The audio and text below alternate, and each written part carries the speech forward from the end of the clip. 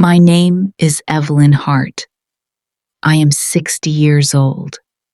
I live alone in a small, quiet house in Ravenshire.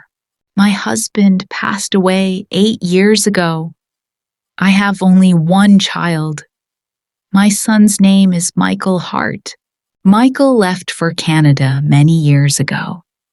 He built a beautiful life there. But here, I lived alone.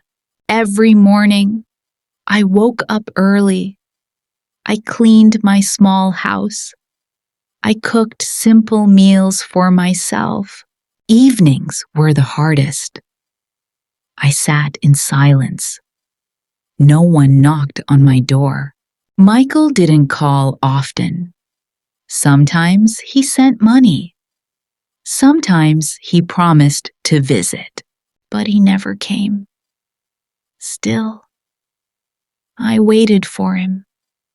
A mother's heart never stops hoping. I kept his childhood photos on my wall. I touched them every night.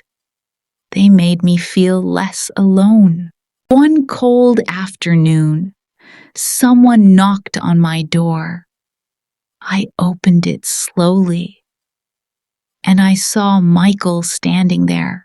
My heart almost stopped. "Michael, you really came?" I whispered. He smiled gently. I hugged him tightly. My eyes filled with tears. I felt alive again. Inside, I made tea for him. We sat together in the small living room. It felt like a dream. "How is Emily?" I asked. "How are the children?" "They're all fine," he replied. Then I asked softly, "Why did you come?" He looked at me carefully. "Mom, I worry about you. You're alone here," he said. "I want to take you to Canada. You should live with us." My heart trembled. "This is my home," I whispered. "Your father lived here." Michael became serious. "Mom, the house is too old.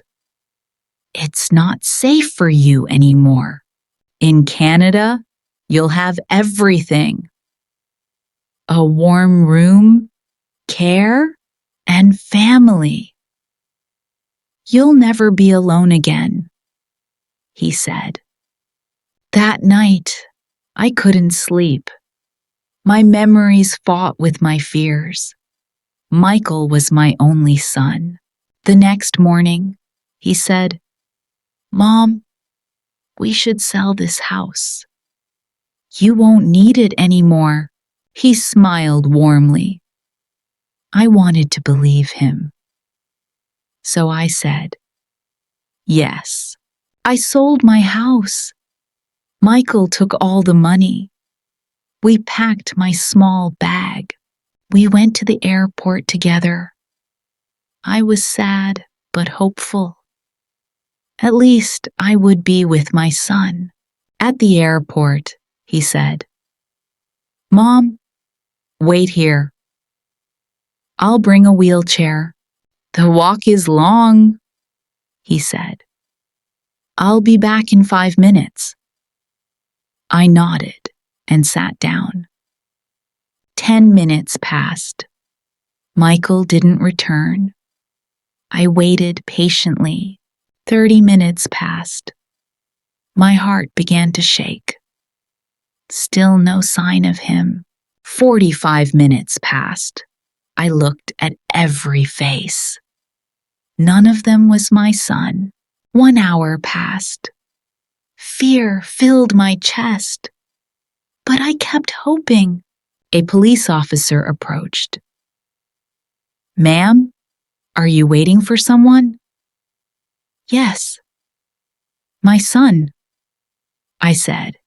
"He's bringing a wheelchair," I explained. "We're traveling to Canada." The officer asked for a photo. I showed him Michael's picture and my plane ticket. He nodded seriously. "Please, wait here," he said. "I will check inside." I whispered, "Thank you." Minutes later, he returned. His face was heavy. Something was wrong. He sat beside me. "Ma'am, I'm very sorry. Your son boarded the plane. He left alone. The flight has already taken off." I felt my heart break. "No, that's not true," I said. "My son loves me. He said he would take me." The officer whispered, "I saw it happen." He entered the plane alone. Tears filled my eyes. My world collapsed. I cried uncontrollably. The officer's eyes became wet. He said softly, "Some people forget their hearts." I whispered, "My name is Evelyn Hart." He said, "My name is Samuel Reed." "You remind me of my mother. She passed away 5 years ago. When I look at you, I remember her." His voice trembled. "You cannot stay here alone," he said. "Please come with me. My wife is kind. I don't want to trouble you," I said. He smiled gently. "It's not trouble.